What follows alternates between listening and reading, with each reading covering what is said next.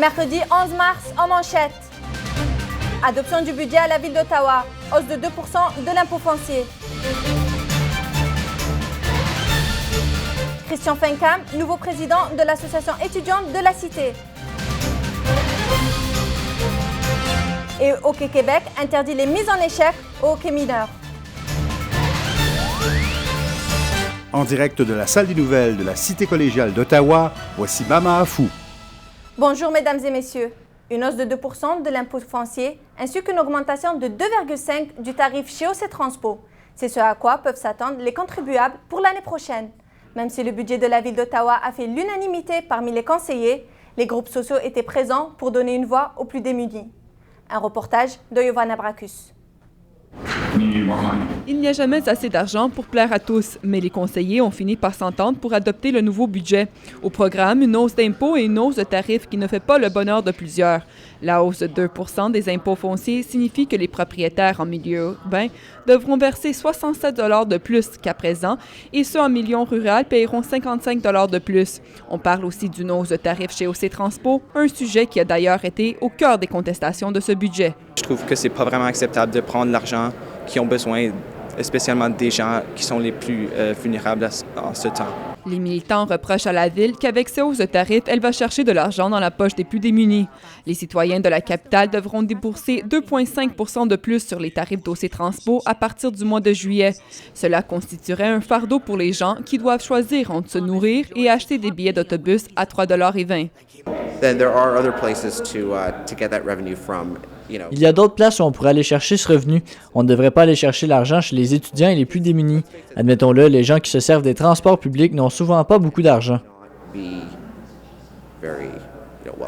Les conseillers affirment qu'ils ne veulent pas répéter les erreurs des années passées. En gardant les tarifs artificiellement bas, ils affirment que c'est par la suite les usagers qui en subissent les conséquences à long terme.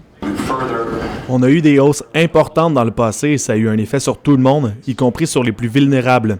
On a donc décidé d'introduire des hausses de tarifs graduelles qui sont justes et équitables pour tout le monde. Les hébergements temporaires est un autre sujet qui a fait beaucoup parler.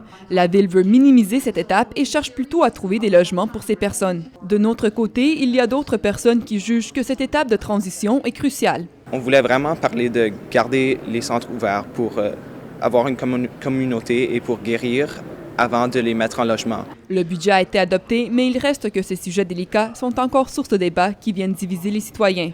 Giovanna Bracus pour La Cité, à Ottawa. Le vapotage n'est pas interdit à bord des autobus d'OC Transpo. Contrairement à la STO, l'usage de la cigarette électronique n'a pas été prohibé par le transporteur ottawien. Les adeptes du vapotage peuvent donc s'adonner à cette pratique dans les autobus, mais aussi dans les abribus d'OC Transpo. Le président de la Commission du transport en commun de la ville d'Ottawa, Stephen Blais, s'est dit surpris par ce vide juridique. L'an dernier, 26 plaintes ont été formulées au sujet de l'utilisation de la cigarette électronique à bord d'OC Transpo. L'Ontario examine en ce moment un projet de loi qui inclurait la cigarette électronique dans la loi encadrant l'usage du tabac dans les lieux publics. C'est dans les mois que la communauté marchait aujourd'hui pour soutenir le centre d'aide 24/7. Cette marche survient après que l'Agence de santé de l'Outaouais ait rapatrié la subvention du 24/7 au centre de santé de Gatineau. Un reportage de Samuel Bourque.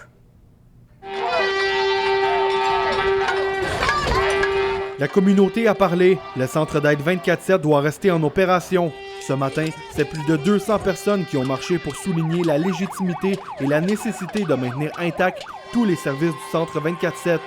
Les manifestants ont profité de leur passage devant les bureaux de la députée Maryse Gaudreault pour laisser un message clair à la ministre. Non seulement les gens sont venus soutenir le centre d'aide 24/7 ainsi que les autres organismes communautaires comme le Gétami, ils ont également profité de l'occasion pour dénoncer les mesures d'austérité du gouvernement Couillard. Le directeur du Gétami, Luc Villemer, a vécu la même situation et s'est dit inquiet de la tournure des événements. Ça a été fondamental pour le Gétami et ça le demeure très, très inquiet de la perte de service au-delà du 31 mars. Un centre 24/7 capable non seulement d'avoir une ligne d'écoute, mais surtout de pouvoir se présenter ou d'accueillir dans un lieu d'hébergement temporaire une personne qui est en crise suicidaire. Il faut rappeler que le gouvernement a rapatrié 1,2 million de dollars issus du programme de soutien aux organismes communautaires que recevait annuellement le Centre 24/7. J'aimerais beaucoup que la décision soit reportée. Maintenant, on le sait, c'est une période de coupure partout dans les budgets, etc. Mais le gros bon sens économique et humain voudrait qu'on garde le centre 24/7 ouvert. Le centre d'aide 24/7 fonctionnait très bien depuis plusieurs années.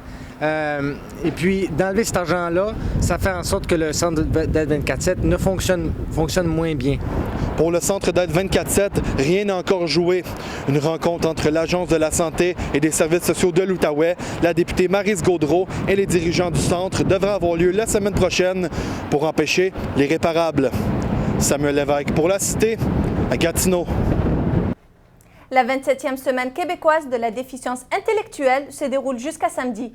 Le pavillon du parc organise des activités afin d'inviter la population à prendre conscience de la contribution des personnes ayant une déficience intellectuelle. On en parle avec Marc-André Bouliane. Alors, Marc-André, la déficience intellectuelle touche-t-elle de nombreuses personnes? Maman, la déficience intellectuelle, ça touche 3 % de la population. Au Québec, ça représente environ 220 000 personnes. De ces 220 000 personnes, 80 % sont atteints d'une déficience de type légère. Et je me suis rendu aujourd'hui dans un centre de réadaptation pour les personnes atteintes de déficience intellectuelle. Et voici ce que je vous ai préparé. Pavillon du Parc, bonjour. Le Pavillon du Parc est un centre de réadaptation pour les personnes qui présentent une déficience intellectuelle ou un trouble de l'autisme. La déficience intellectuelle est une atteinte au fonctionnement intellectuel d'une personne et le trouble peut aussi apporter des limitations aux activités quotidiennes. Le centre est présent aux 4 coins de l'Outaouais et il offre une multitude de services. On a 3 grands volets de services. Donc, on a des services communautaires, on a des services socio-professionnels. Donc, on parlait du domaine de l'emploi. C'est des services qui touchent justement l'intégration en emploi. Et on a des services résidentiels. Donc, la semaine de la déficience intellectuelle, c'est quoi? Pour la semaine de la déficience intellectuelle, le pavillon du parc invite la population à participer à plusieurs activités. Elles ont pour but de rassembler les personnes atteintes d'une déficience avec la population de l'Outaouais. Le thème cette année, comment on se ressemble. On vise à encourager la population en général à mieux connaître la déficience intellectuelle, à aller au-delà des différences pour plutôt regarder ce en quoi on se ressemble. Parce que dans le fond, les personnes qui ont une déficience intellectuelle sont des personnes comme toute autre personne. Dans la population en général, les personnes atteintes d'une déficience sont de plus en plus incluses, mais selon plusieurs, ils pourraient l'être encore plus. Je crois que non, c'est malheureux, mais c'est comme ça. Les gens ne l'incluent pas assez. L'idée que la personne, je veux dire, ça qu'elle répond à une question plus lentement ou, je veux dire, même si c'est en fauteuil roulant ou autiste ou peu importe, non, il y a quelque chose de mal chez eux. Fait je pense que même si aujourd'hui le monde a déjà un esprit plus ouvert, ils sont encore pas assez inclus dans la société. C'est un peu plus de 1000 personnes qui fréquentent chaque année le pavillon du lac. Le personnel souhaite que la population soit encore plus consciente de la richesse qu'apportent les personnes avec une déficience intellectuelle. Marc-André Bouliane pour le Collège La Cité, à Gatineau. C'est vendredi qu'auront lieu les funérailles des 2 bambins qui ont péri dans un incendie à Grassfield le 26 février. Mathieu Robillard, 4 ans, et sa sœur Mélanie Courtenay, 2 ans, ont perdu la vie dans un terrible feu de cuisson qui a ravagé la résidence familiale. La cérémonie se déroulera à l'église de Grassfield vers 13h vendredi. Les 2 bambins seront ensuite inhumés au cimetière de la localité. Rappelons que près de 18 000 $ ont été amassés dans différentes campagnes de financement afin de soutenir la famille qui a tout perdu dans la tragédie. Les jeux sont faits. Un étudiant en réadaptation et justice pénale, Christian Fincam, est le nouveau président de l'association étudiante. Les étudiants qui formeront le conseil d'administration de la Cité pour l'année prochaine ont également été élus. Simon Daou nous dévoile les résultats. Donc, pour l'école d'administration d'hôtellerie de tourisme. Les étudiants ont fait leur choix. Christian Fincam est le nouveau président de l'association étudiante de la Cité.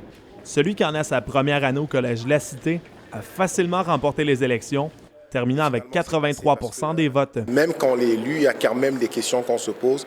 Est-ce qu'on va être à la hauteur de la tâche? Bien évidemment, j'ai une équipe qui va m'accompagner dans ce travail. Je pense qu'on va pouvoir livrer la marchandise aux camarades étudiants. L'Assemblée générale a également permis de connaître les résultats des principaux gagnants.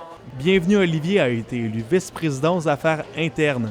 Il représentera également l'École des sciences sociales et humaines. Rim Benbera a été élue vice-présidente aux affaires externes. Et finalement, Grace Bouzanga a été élue vice-présidente aux finances. Les autres candidats élus sont Audrey-Anne Allen, qui représentera l'Institut des services d'urgence et juridiques. Nicolas Parisien sera le représentant de l'École des médias, des arts et de la communication. Et finalement, Mélinda Dagenet représentera l'École d'administration, d'hôtellerie et de tourisme. Le nouveau président de l'association étudiante se dit fier de pouvoir compter sur une équipe aussi solide. C'est une bonne équipe parce que le pourcentage de vote a été quand même élevé, dans ce sens qu'il y a des gens qui gagnaient même à 97%. Pour moi, c'est la représentation du sentiment des étudiants. Donc, pour moi, c'est une excellente équipe. Christian Fancam n'aura pas l'occasion bien longtemps de célébrer sa victoire. Il devra rapidement se mettre au travail afin de montrer aux étudiants qu'il avait raison de voter pour lui. Simon Daou, pour le Collège La Cité, Ottawa. Le gouvernement de l'Ontario a annoncé jusqu'à 7,6 millions de dollars de financement pour aider les anciens élèves du Collège Everest. Le financement a été annoncé aujourd'hui par le ministre de la Formation de l'Ontario. Il permettra aux étudiants de compléter leur formation dans une autre école ou de recevoir un remboursement pour les frais de scolarité qu'ils ont déjà payés pour le Collège Everest. Rappelons que 14 campus de l'Ontario ont fermé le 19 février, laissant de nombreux étudiants dans l'inconnu. Un hiver rude, comme celui qu'on a connu cette année, est difficile pour les producteurs et l'équipement agricole. À moins d'un mois de la période de semences, le Salon agricole de la vallée de l'Outaouais permet aux agriculteurs de se préparer à la nouvelle saison. Un reportage de Vicky Lefebvre. La machinerie est indispensable aux travaux agricoles. L'hiver particulièrement froid cette année, notamment le mois de février, le plus froid en 115 ans, a été difficile sur l'équipement et la production dans l'Est ontarien. Les tracteurs sont tous diesel, donc ça prend des hangars chauffés pour être capable de faire fonctionner la machinerie, faire des réparations. Il y a beaucoup de producteurs qui utilisent dans des silos, il y a des videurs. Avec le froid, l'ensilage à l'intérieur des silos peut geler, peut briser des pièces. On veut pas, quand on a un gel hâtif, on a eu du soya, on a eu du maïs, on a eu du dommage.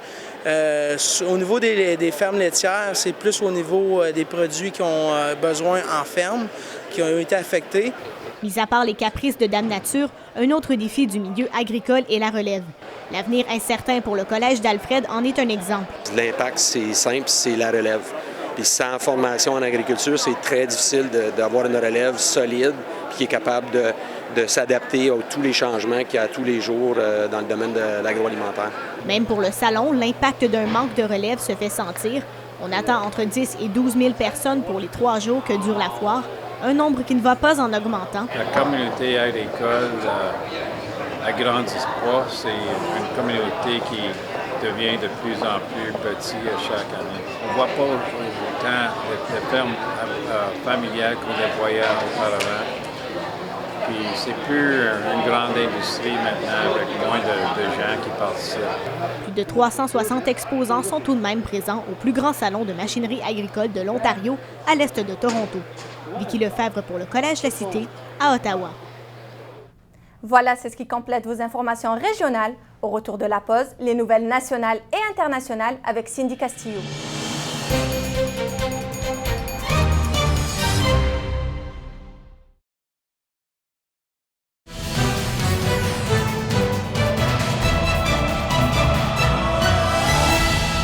Bonsoir, mesdames et messieurs. Tout d'abord, on vient d'apprendre la démission du chef de police de la ville de Ferguson, ville marquée par des tensions raciales suite au décès de Michael Brown.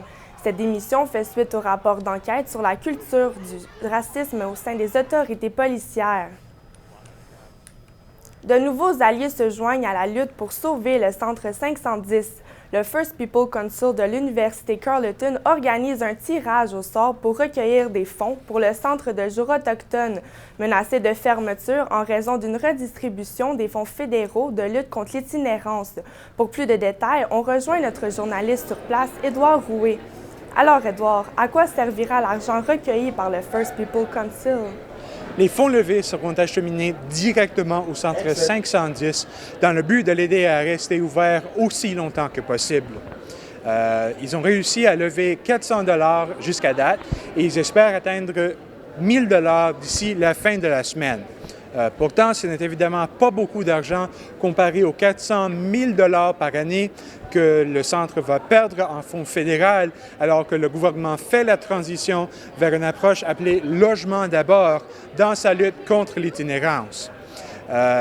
Selon les membres du First Peoples Council, le Centre 510 n'est pas le seul organisme autochtone qui fait face à des compressions budgétaires. Il est donc par solidarité qu'ils ont choisi d'organiser cette levée de fonds.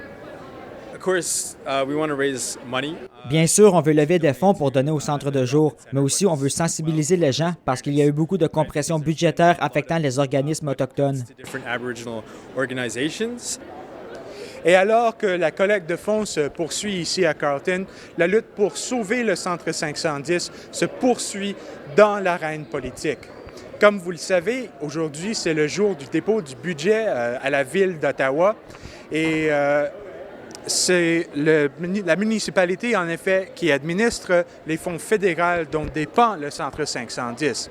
La conseillère Catherine McKenney avait promis d'avancer une motion qui allouerait des fonds d'urgence pour aider les clients actuels du Centre 510 à trouver des nouveaux services qui correspondront à leurs besoins.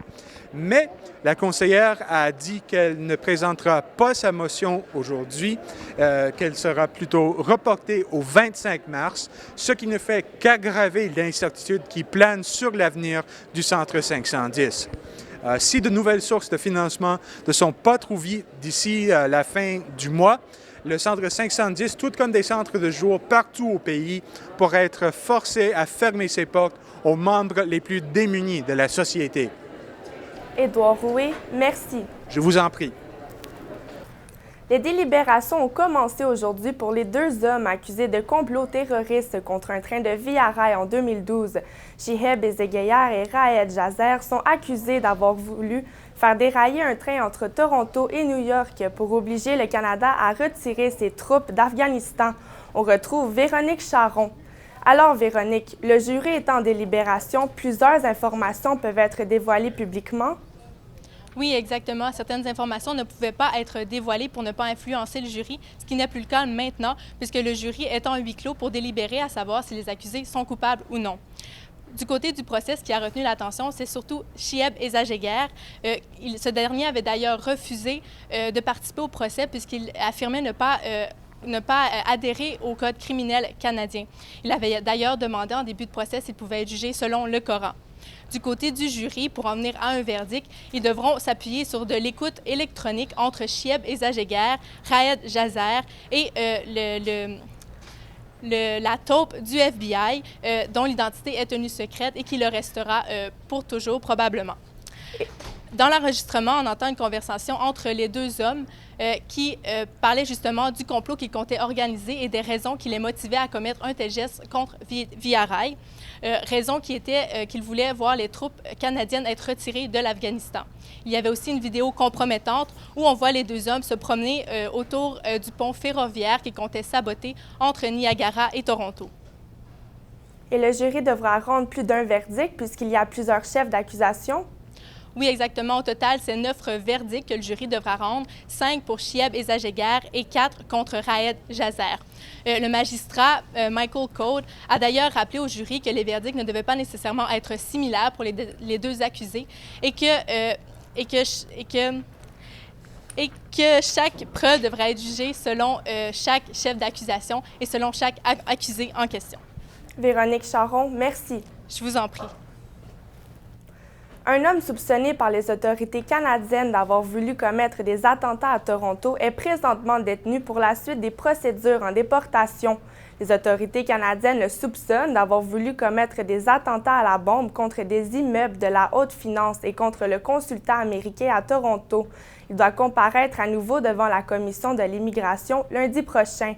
Suite à son arrestation, le ministre de la Sécurité publique, Stephen Blaney, affirme que la menace terroriste est réelle et qu'il soutient le projet de loi C-51. L'UPAC a arrêté ce matin 7 personnes soupçonnées d'avoir créé un consortium afin d'obtenir un contrat de 24 millions de dollars. Des fonctionnaires au placé de Revenu Québec font partie des accusés. Alors, Ivana, comment les arrestations se sont-elles déroulées? Eh bien, selon l'UPAC, les arrestations se sont bien déroulées. Il y en a eu 2 ce matin, une proche de la Rive-Sud de Montréal et une autre dans la région de Québec. C'est l'UPAC elle-même, l'unité permanente des anticorruption, qui a demandé à une 50aine de policiers de se rendre dans ces régions afin de procéder aux arrestations. Donc, juste pour vous donner une petite mise en contexte, il y a 2 hommes qui ont travaillé pour Revenu Québec, qui ont révélé des informations strictement confidentielles à 2 entreprises informatiques, soit la compagnie IBM et EBR.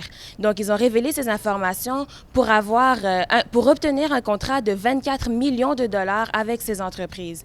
Et révéler ces informations, c'est considéré comme de la fraude. Donc, toutes les personnes qui ont participé au complot ont été accusées ce matin de fraude et d'abus de confiance. Donc, évidemment, c'est quelque chose de majeur pour l'UPAC et on va écouter un extrait du président de l'UPAC, M. Laferrière, qui explique la situation de la corruption au Québec.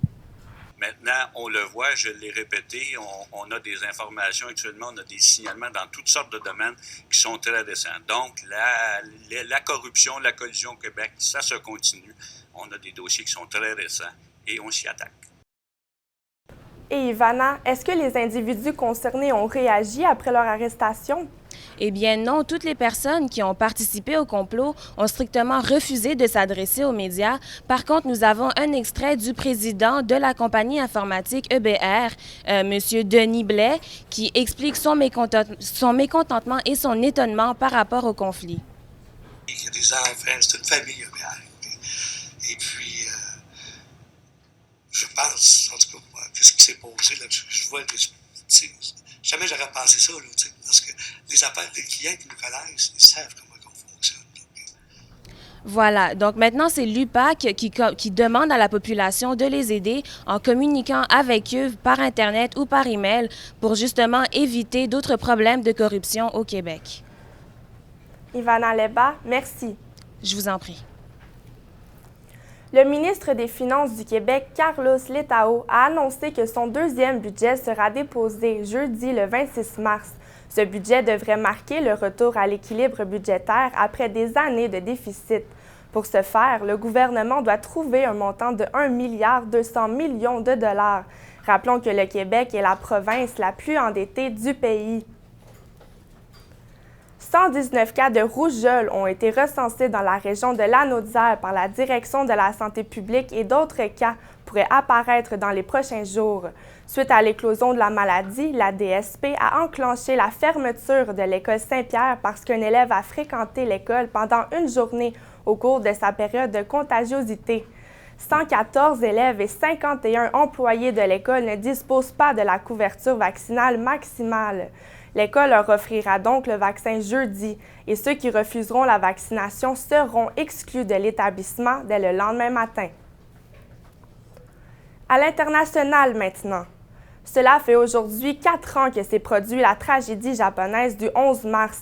Le pays s'est mobilisé pour 1 minute de silence en souvenir des 18 500 victimes du tsunami et du séisme.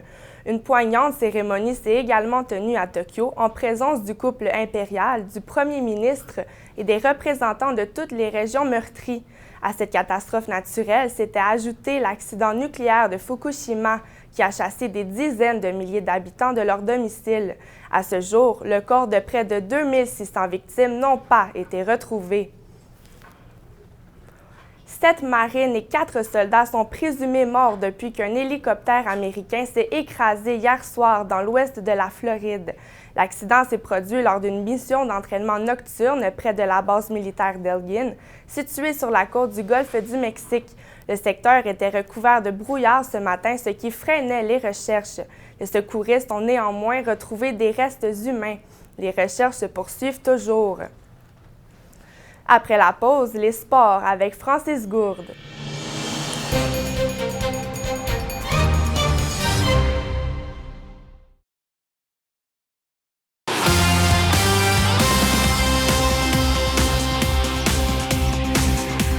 Bonjour, mesdames et messieurs. Les mises en échec au hockey mineur au Québec seront désormais interdites pour les niveaux Bantam CC et Midget 2B dès la prochaine saison. Ce sont 3600 joueurs qui seront affectés par ce nouveau règlement. On en parle avec Sébastien Larocque. Alors, Sébastien, ce n'est pas une surprise, une annonce surprise de la part de Hockey Québec?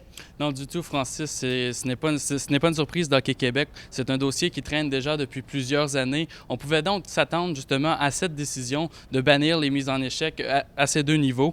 Il faut faire le lien ici qui est important avec les commotions cérébrales. C'est la raison principale pour laquelle on a décidé de bannir les mises en échec. Et surtout, la Ligue veut miser sur l'importance, la sécurité du joueur avant tout. Et justement, ils veulent donner une formation pour leur apprendre comment mieux plaquer avant justement de le mettre en pratique dans une vraie joute. Il y a évidemment, ça ne fait pas l'affaire de tout le monde, faut le dire. Il y a plusieurs réactions chaudes et certains croient que cette nouvelle réglementation pourra nuire au développement professionnel et personnel d'un joueur, mais à quel point? On a trouvé des statistiques qui démontrent que 82 % des joueurs de la catégorie Bantam CC et 43 % pour le Midget BB qui jouaient avant dans des ligues qui n'avaient aucun contact physique. Donc, va-t-il vraiment y avoir un impact? Je ne crois pas. Je vous laisse entendre le responsable du développement des joueurs, Paul Ménard, d'Hockey Québec, qui lui souligne que c'était une décision bien fondée sur la sécurité des joueurs et surtout sur les études de professionnels. C'est aussi de mettre l'emphase sur le suivi et la formation au niveau des entraîneurs pour les niveaux qui gardent la mise en échec complète et l'enseignement de contact physique pour ces niveaux-là et les autres niveaux pour les préparer à la mise en échec. C'est sûr que c'est la sécurité des joueurs qui motive tout ça. Et si la qualité de l'enseignement et des formations se sont améliorées, pourquoi les bannir maintenant? Ce qui est important de comprendre ici, Francis, c'est que ce sont des jeunes joueurs âgés entre 13 et 17 ans. Et selon l'étude justement menée par des neurologues, c'est l'âge critique pour le développement du cerveau. Donc tout impact qui a lieu à ce moment-ci de leur carrière va être plus néfaste à long terme. Et oui, il y a eu plusieurs améliorations dans le passé. Certains diront que le risque de blessure est beaucoup moins élevé à ce stade-ci, mais la Ligue ne prend aucune chance et se doit de protéger ses joueurs. De plus, il faut noter que ces nouvelles formations seront en vigueur seulement à compter de l'an prochain. Merci, Sébastien. Je vous en prie. Bertrand Charret, ex-entraîneur de ski de l'équipe nationale, est accusé d'agression sexuelle sur au moins 8 athlètes. L'homme aurait abusé de ses victimes lors de compétitions à l'étranger et au moins une agression aurait eu lieu au Mont-Tremblant. Les crimes remontent aux années 1990 et ont été commis sur des filles âgées entre 14 et 16 ans. M. Charret a comparu ce matin au palais de justice de Saint-Jérôme pour faire face à 47 chefs d'accusation et va comparaître de nouveau ce vendredi. Les esprits se sont échauffés cet après-midi lors de la conférence de presse entre Jean-Pascal et Sergei Kovalev. Alors qu'il posait pour la photo officielle, Pascal a tenté d'enlever la casquette de Kovalev. Le Russe n'a pas apprécié le geste de son adversaire et l'a repoussé. Après l'incident, les deux hommes se sont calmés pour finalement prendre la photo. Les deux combattants seront de retour au Centre Bell vendredi lors de la pesée officielle et monteront dans le ring samedi soir pour leur combat tant attendu. L'attaquant Nazem Kadri des Maple Leafs de Toronto a été suspendu par l'équipe pour une période de 2 matchs. Le président des Maple Leafs, Brendan Shanahan, a pris cette décision après avoir consulté le directeur général Dave Nonis et les entraîneurs de l'équipe. L'organisation espère que cette sanction va permettre à Kadri de réfléchir et de prendre de meilleures décisions à l'avenir. Rappelons qu'il a été exclu de la rencontre de lundi face aux Islanders de New York après avoir raté une réunion d'équipe. L'équipe de soccer féminine canadienne s'est inclinée par la marque de 1-0 en finale de la Coupe de Chypre contre l'Angleterre. L'Anglaise Leanne Sanderson a inscrit le seul but de la rencontre. Cette défaite a mis fin à une séquence de 8 victoires consécutives de la formation canadienne. Les Canadiennes étaient en quête d'un 4e titre à cette compétition, mais elles ont plutôt encaissé leur 4e revers en finale. Il s'agissait du dernier tournoi de l'équipe nationale avant le mondial de 2015. Le monde du sport français est en émoi après le décès de 3 de ses compatriotes lundi soir. L'Institut national du sport, de l'expertise et de la performance a tenu une cérémonie pour saluer la mémoire de Florence Artaud, Camille Muffat et Alexis Vastine. Ministres, présidents de fédérations officielles et athlètes sont venus supporter les familles et amis des champions décédés. L'enquête pour déterminer les causes de l'accident est en cours. Au retour, la météo et le mot de la fin avec Maman en fou. À la météo, pour ce soir et cette nuit, le ciel sera généralement nuageux avec un minimum de -10. Demain jeudi, le soleil sera de la partie, mais il fera un peu plus frais avec un maximum de -2. Et on se quitte avec des images de Roger Federer qui se fait voler la vedette par un jeune joueur de 12 ans. Lors d'un match d'exhibition au Madison Square Garden face à Grigor Dimitrov, Roger Federer a eu une petite surprise quand son adversaire a laissé sa place à un garçon de 12 ans. Très à l'aise, son jeune rival a montré qu'il n'avait pas peur de la légende suisse. Devant un public new-yorkais ravi, le numéro 2 mondial s'est fait lober avec succès. Je vous souhaite une très bonne fin de soirée. On se retrouve demain pour un nouveau bulletin de nouvelles. À demain.